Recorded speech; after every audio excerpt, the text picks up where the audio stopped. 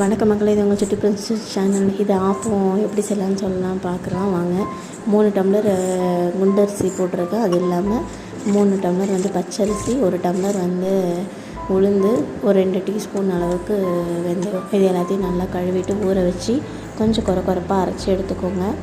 அரைக்கிறப்பவே நீங்கள் தேங்காய் போட்டுக்கலாம், இல்லைன்னா அரைச்சி மாவு புளிக்க விட்டுட்டு அடுத்த நாள் காலைல தேங்காய் பால் புழிவீங்கள்ல, அப்போதைக்கு அந்த ஃபஸ்ட்டு இதை கொஞ்சமாக தேங்காய் சக்கையை அதில் போட்டிங்கன்னா நல்லா சாஃப்டாக வரும். இது நல்லா சாஃப்டாக வந்துச்சு. இதில் கொஞ்சமாக மாவு தனியாக எடுத்து வச்சு பாவு காய்ச்சி ஊற்றி ஸ்வீட் ஆப்பம் எங்கள் அம்மா செய்வாங்க. ரொம்ப டேஸ்டியாக இருக்கும். இதுக்கு தேங்காய் பால் கூட தேவையில்லை. கண்டிப்பாக மஸ்ட்டு ட்ரை பண்ணி பாருங்கள். ரொம்ப ஈஸியாகவும் இருக்கும். உங்களுக்கு தேங்காய் பால் செய்ய ரொம்ப வந்துச்சுன்னா இது மாதிரி ஸ்வீட் ஆப்பமும் செஞ்சு பாருங்கள். ரொம்ப சாஃப்டாக நல்லா வந்துருந்துச்சு. உங்களுக்கு இந்த வீடியோ பிடிச்சிருந்தா லைக் பண்ணுங்கள், ஷேர் பண்ணுங்கள். சுட்டி பிரின்சஸ் சேனலை மறக்காமல் சப்ஸ்கிரைப் பண்ணுங்கள். நன்றி, வணக்கம்.